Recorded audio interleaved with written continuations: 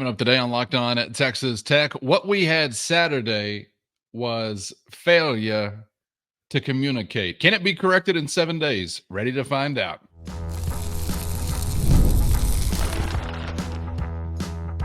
You are Locked On Texas Tech, your daily podcast on the Texas Tech Red Raiders. Part of the Locked On Podcast Network, your team every day. Great to be with you again on Locked On Texas Tech on the Locked On Podcast Network, your team every day, always free and available on YouTube or anywhere you get podcasts. And thanks as always for making us your first listen. Today's episode brought to you by Gametime. Download the Gametime app, create an account, and use our code LOCKEDONCollege for $20 off your first purchase. With the only Chris Level, I'm Casey Cowan. Chris, great to be back with you as we wrap up the week and ship you off to the Pacific Northwest. Got to have an opportunity, of course, to have a conversation with Joey McGuire last night on his weekly show. Kind of curious about the demeanor. I know it was a frustrating Saturday, but it's still a win.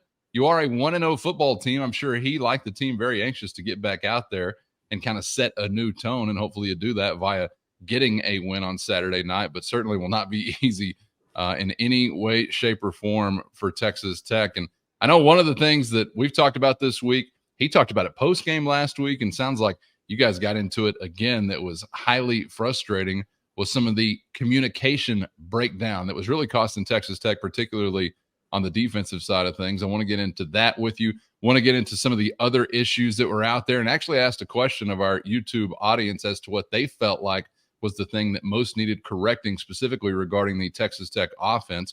We'll get to that answer coming up in just a moment. And celebrating the Pirate as we are swinging swords, both in Washington State gear and Texas Tech gear. We can unite, at least on that fact, this weekend. But take me back to the conversation with Coach McGuire and how you found the head coach sitting here preparing for week 2. Yeah, and he's great in this setting, obviously, always, and he just is the same person. He kind of elbowed me a little bit when I was asking about a few things, because playfully, because look, whenever you're hosting his show, and if the game went great, you get into it. If the game didn't go great, you get into it. It doesn't. I mean, you have to recap and all that. So I knew that. In fact, I told him, because I thought he would appreciate it. But I said, man, Coach, I'm gonna quote one of your friends who said something that I think applies to the situation around here this week, because your guy Jeff Traylor at UTSA, that was interviewed for the Tech job too, but they're very tight and high school coaching buddies and all the things. Jeff Traylor said this week, it's great to be 1-0 and angry. Interesting. Yeah, like, it's great to be 1-0 and angry. Like, that's a pretty good deal. But Jeff Traylor also, I think, went on to say, because Joey was like, yeah, he also talked about it. He's like, I don't even think my dog likes me anymore. And Joey said, I hope my dog still likes me, that kind of thing. But we got into, look, there were some positives, regardless if anybody wants to admit that or not. There were some positives. The yards after the catch, the explosiveness. I thought the special teams was really good last weekend. I mean, those can't be denied. The frustration part, and we got into this, and he's like, man, I'm having to relive this again. But I mean, we got into, and we'll get into to one of them here in a minute, the penalties, which was that's the most penalties you had, more than you had in any game last year. You had 2 games. We had 9 penalties last year. And you had 1 game last year versus Houston where you had one penalty. And last week it was 11. And Joey we talked about this on the broadcast. That was one of the things that Joey told us in a production meeting on Friday that we mentioned in the broadcast during the game, is that he was like, I really want the pre-snap penalties to be under control. But we'll get into that in a minute. But the other thing was just the communication, or lack thereof, on defense. And I think that I actually presented this stat to him. I think Boise State led the country. This isn't really one of the things you want to lead the country in per se, but Boise State led the country last weekend in most snaps played with a first or second year player, just in college in general, on the field.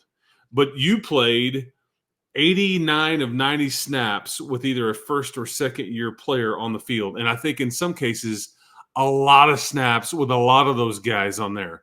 And this is defensively specific, right? Just Talking specific defense. to the defensive side. And again, it also needs to be pointed out, this is kind of the chance you take. You could have gotten older had you wanted to.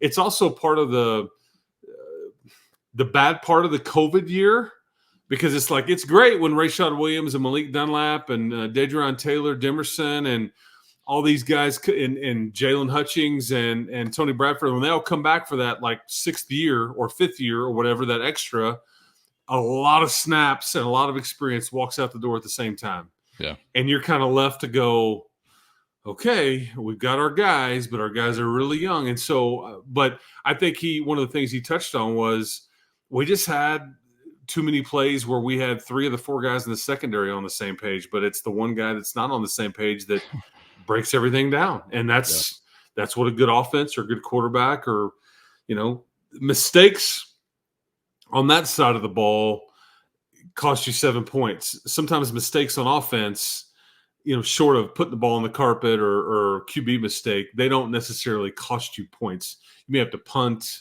You may be anemic offensively, but mistakes on the other side of the ball, they can be catastrophic, as I think we saw some of that. So they've worked on it. I think this is going to be a bit of a work in progress. You're about to get dropped in the deep end of the pool again this weekend. So, but yeah, they clearly, there's a payoff to the youth.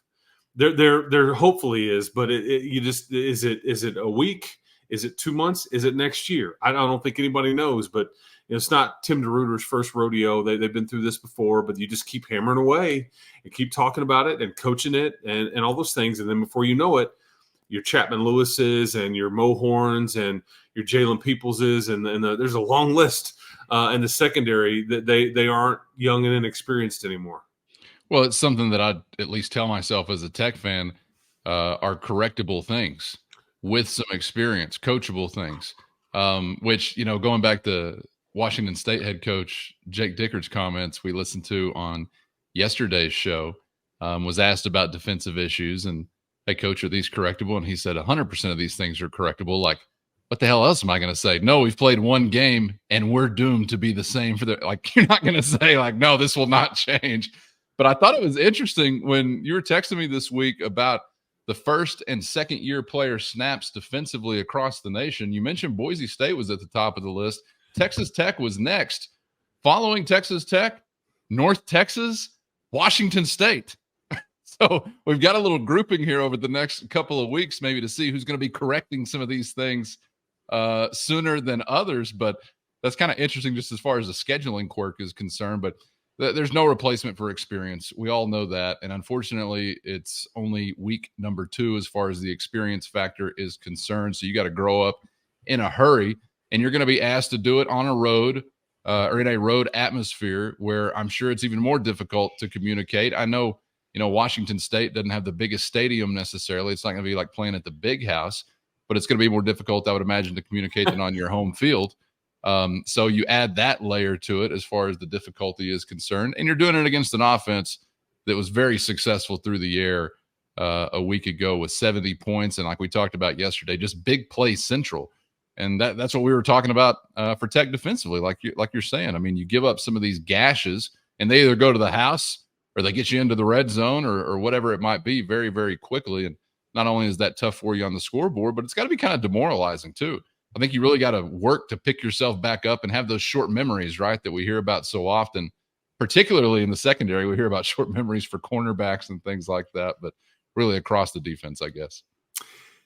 Yeah, and that's just the thing, man. If you could just eliminate big plays, and you may give up one, I don't know, but if you could just eliminate big plays and give Jake Dickert what he wants and some strain and to drive the field, what, because you didn't really force ACU last weekend to really have to, make them work and grind for it a bit. You helped them out with a penalty or two. You helped them out with just busted coverages, and they just kind of methodically, and then there were some big plays, and you're just like, your head's just spinning. So if you could just eliminate some of those big plays and give Coach Dickert, exactly what he was asking for, Yeah. maybe you'll make him earn some, third and shorts. Make him, see if that running game works. See if whatever the case may be. But I just and I do. Joey talked about this on the show last night a little bit.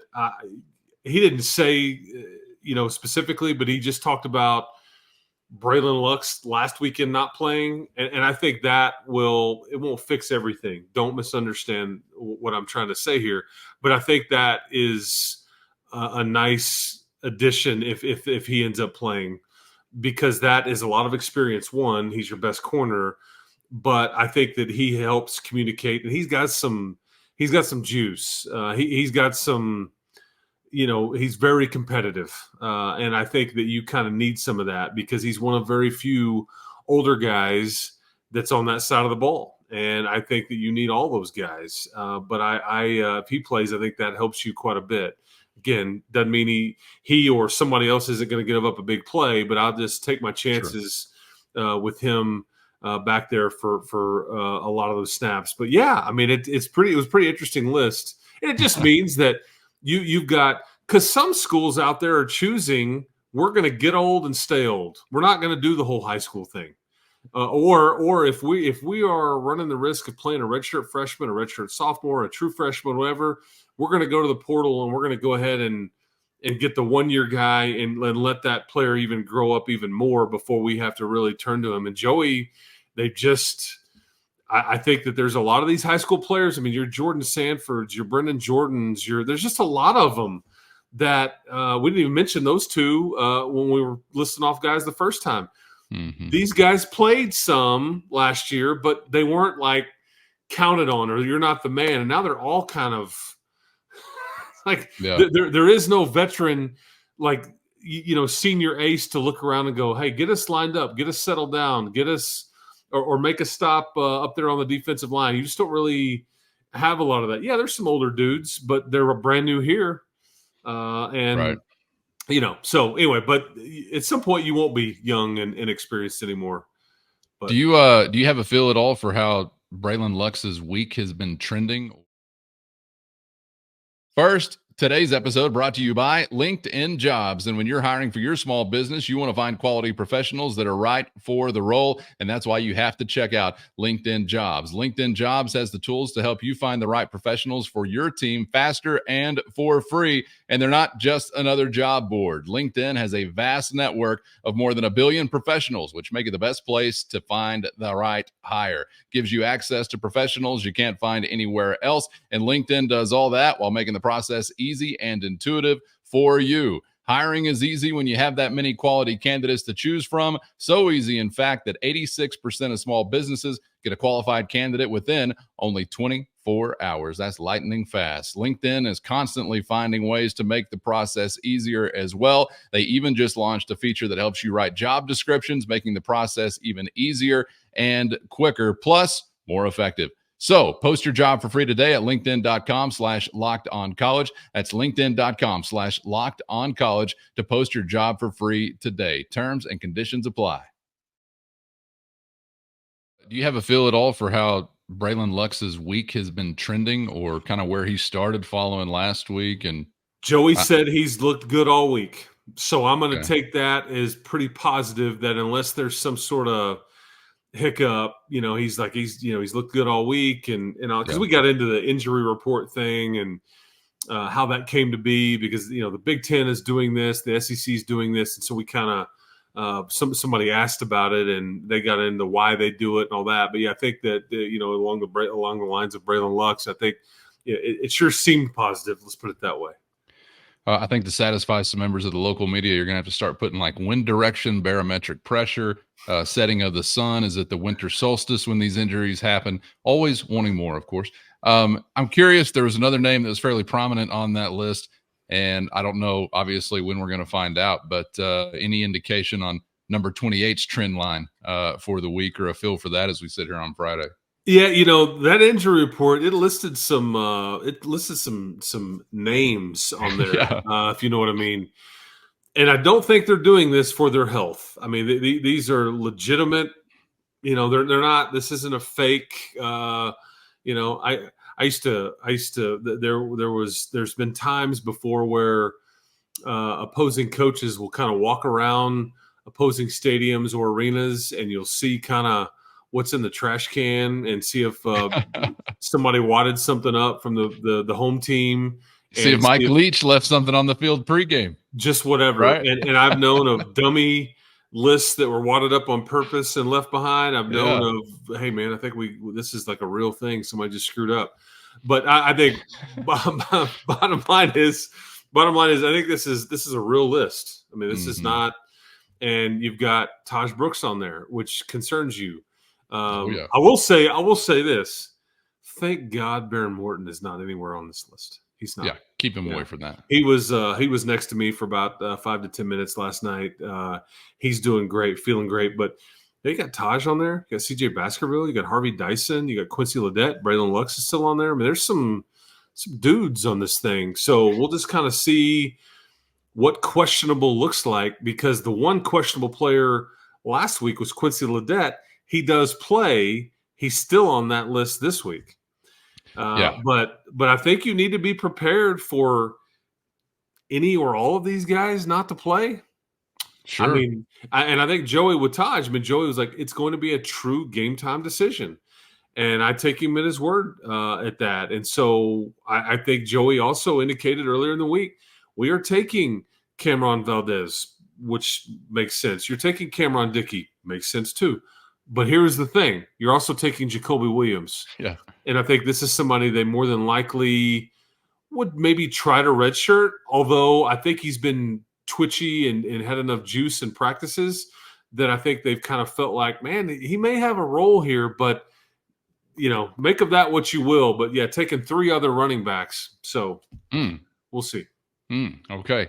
I want to get to something else that I actually tossed out to our friends in the YouTube audience here this week. And I know you and Coach McGuire touched on it in your conversation as well. I may have been, a little surprised by these results. I put up a poll question on YouTube asking about things that needed to be addressed most as it related specifically to the offense. I'll put it up on the screen here if you're watching on YouTube. The question asks, what aspect of the Texas Tech offense do you think needs the most improvement?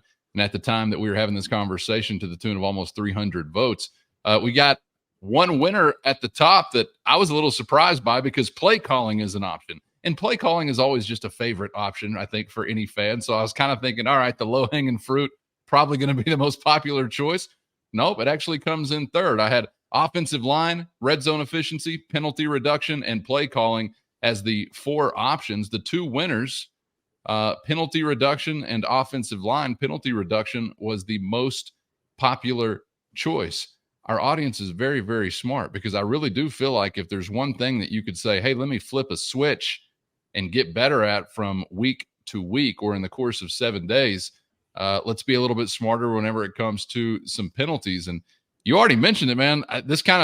I knew you had a decent year in this regard last year, particularly compared to some previous eras. But you already mentioned the fact that you didn't have a double-digit penalty game all year last year. You got close twice when you had 9, both losses, by the way, against West Virginia and BYU. But then you trot out the gates with 11. And at this time last week, you and I were answering a question from an audience member about what we wanted to see beyond just a win in game number 1. Things that would keep you away from like red flags and stuff like that. And one of the things we talked about was a clean penalty column. Well, we got anything but that. And so we got some red flags in that area. But I may go back and mention a word we've already mentioned, communication. Is there something to that as it relates to some of these penalties? Is it just also something we've already mentioned, not necessarily first or second year players overall, but within your program? Is there something to attribute that to? Because within the offensive line, that was fairly representative as far as a significant portion of those penalties. So I kind of wonder what you make of the answer here from the audience, and also what you make of the possibility that, yes, within 7 days, you can really positively impact that. Is that a pipe dream, or you think maybe something that could be done? Well, the firsts are over with. Everybody's first game with this team, the first game of the season, everybody playing together for the first time, whatever you want to label the first thing, those are over with. You hope that you would settle in and some of the pre-snap stuff. I mean, like if I'm sitting here telling you that every offensive lineman on that team that played had a false start except for Caleb Rogers, Right. you just can't win that way. Those are just self-inflicted penalties. And, it's like play calling is on the list. Well, that puts the play caller at a 1st and 15 now, or, a 3rd and 12 when it should have been a 3rd and whatever. I mean, it's just like the stupid. And Joey said it on the show last night. He's like, it's just guys not being like locked in. I think Josh Kelly, who is one of the better players on the team, he had a false start. It's like everybody's on the same page, and it's like Barron, I think, clapped, and Josh Kelly just took off. He shot out of a gun. It's like he's like 8 yards down the field, and it's like, damn. It's like he looks around and like, y'all are all still sitting still. And so Josh Kelly knows better. He's played a ton of college football. I just think that, sometimes you just kind of lose it, or you just like slip up, or you're thinking about too many, you're not where your feet are, and you just got to get to thinking about too many other distractions, whatever. I don't know. It doesn't matter, but you can't win consistently, with that many. And I'm all about being aggressive. And if you want to call a bunch of penalties on me because I'm playing really hard and maybe I'm towing the line a little bit, but these are just things where nobody's doing anything to you. It's just a mental breakdown, and the false starts and on the receiver. And then because like Jaden Cofield's penalty where it's like he dives and they say it's too low, they're just going to. He's straining, to use Coach Dickert's word from Washington State. And look, they're just going to call those things, but that's an effort kind of play. I don't think he was being dirty. Now, granted for Jaden Cofield, he came back and won the game for you on the last play of the game, but it's just the pre-snap stuff that Joey was very frustrated with. But that's got to get fixed and fixed in a hurry. That stuff will drive you crazy. That's stupid stuff. And it's kind of like after the play is over or near the sideline or something like that, you're getting a personal foul. The stupid stuff is just intolerable, particularly for a team like Texas Tech that has a marginal level of talent. I remember kind of being amazed at some of those like Art Briles teams that were competing for or winning the Big 12 conference, and they would be heavily penalized. I'm like, all right, I guess that's how talented you have to be to survive those things and still have a good year. And I hadn't seen a Texas Tech roster yet that I really feel like, all right, boys, go out there and commit 12 or 13. Doesn't matter because we're so damn good. We're going to overcome that kind of thing. Maybe it will be someday, but I don't anticipate that's going to be here in 2024. And even if you are that good, why would you want to be that way anyway? Just lessening your already razor-thin margin for error, at least as far as it relates to these Red Raiders. Before we get out of here, Chris, certainly want to touch on the inaugural Mike Leach Bowl. And I don't know if that means there's supposed to be others, but I'm going to call it inaugural either way.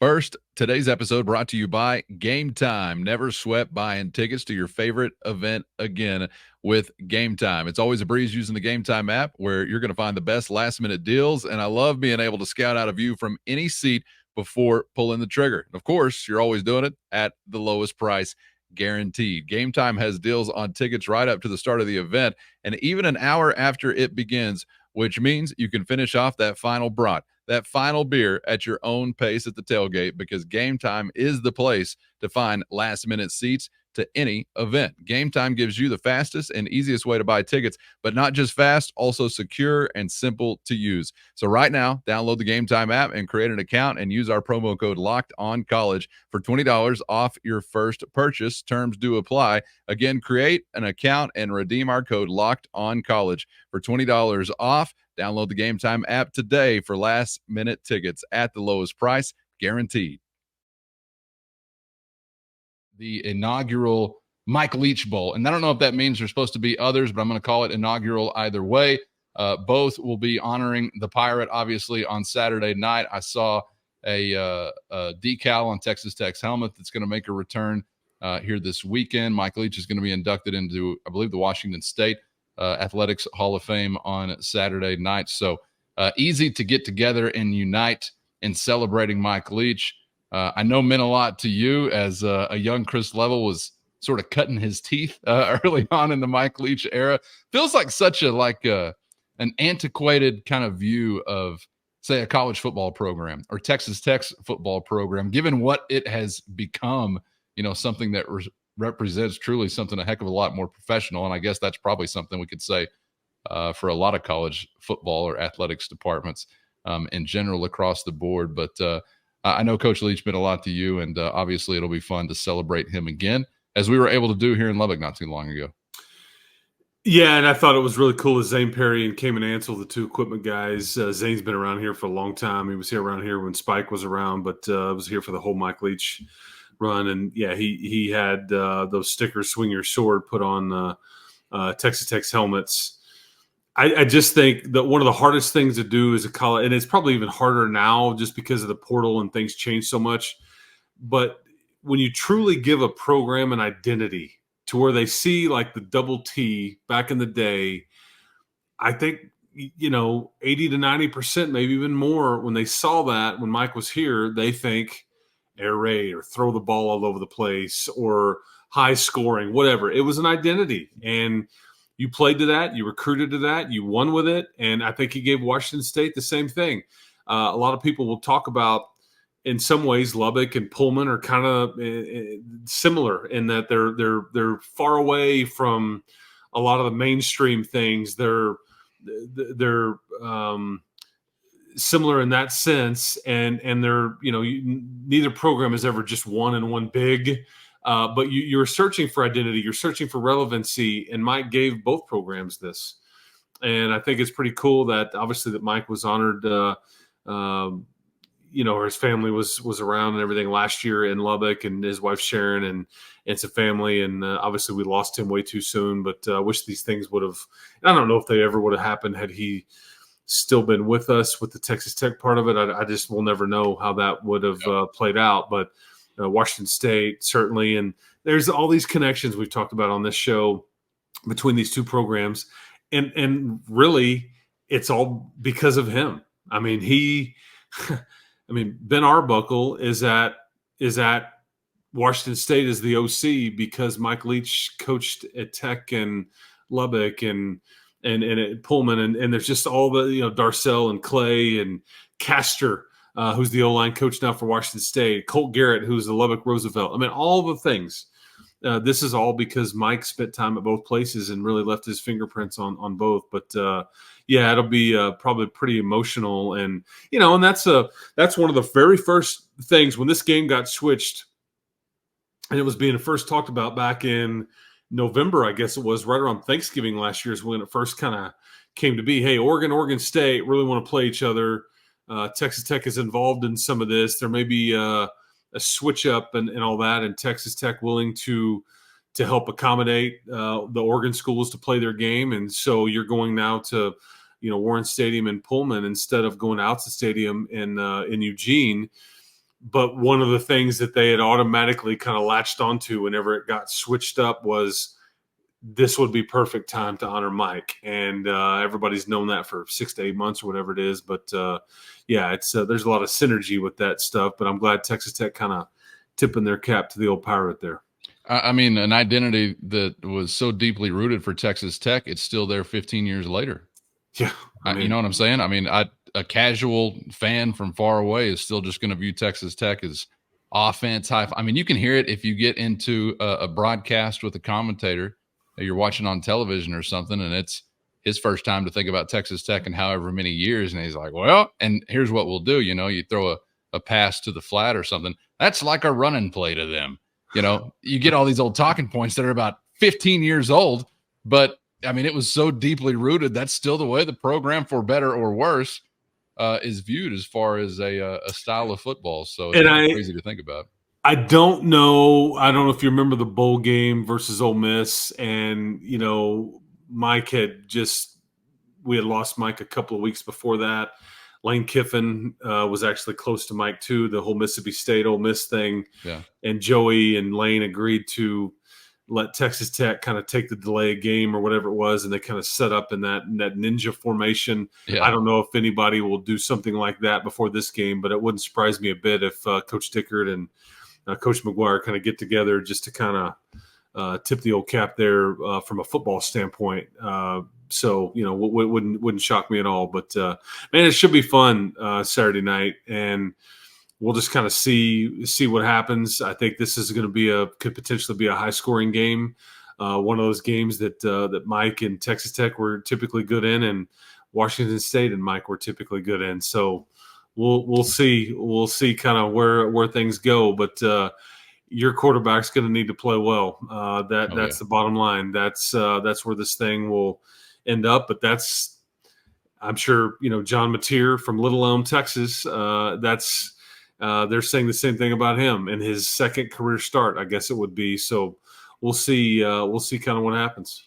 Curious to see if the typical Tech spirit is still alive, as in you underwhelm one week and then do something you're not expected to the next week, which is what would be the case if the Red Raiders are able to go off to Pullman, Washington, and pull off the win. So should be a lot of fun. And man, you just got me thinking about another time 20 years ago, cargo shorts, chain link fences around the field, $300 million building, black coffee, RedRaiderExtreme.com or something like that. Yeah, throat clearing eternally. Yeah, just only one like you, man. One of a kind. He changed the sport more than about anybody else I can come up with at all levels. But it'd be good to see him honored again. Something that can't be replicated, and part of what makes it so enjoyable to remember. Chris, appreciate your time, man. Safe travels all the way up to Pullman, Washington. Hopefully you're enjoying the ball game and the result, and we will reconvene on the other side. Enjoyed it. RedRaiderExtreme.com. I was not expecting you to drop that. That is a long time ago, but that was the Mike Leach days back in the 2001, 2002 range for sure. I know there's some out there that remember it. When a young Chris Level had no idea what he's doing, he barely still knows what he's doing now, was trying to figure out life. He just knew that he liked sports and he liked the Red Raiders, and he was trying to figure out a way to mesh them together. And here we are. That's Locked right. on Texas Tech for life. Let's go. Yeah, that's right. All right, man. Appreciate you. Appreciate everybody for being out there. Make sure you get subscribed on YouTube or anywhere you get podcasts so you never miss a thing, including reaction on the other side of the ball game on Saturday night. Get some rest. Going to be a late one here in West Texas. For Chris, I'm Casey. Thanks for being out there, and we hope to see you back for the next round on Locked On Texas Tech.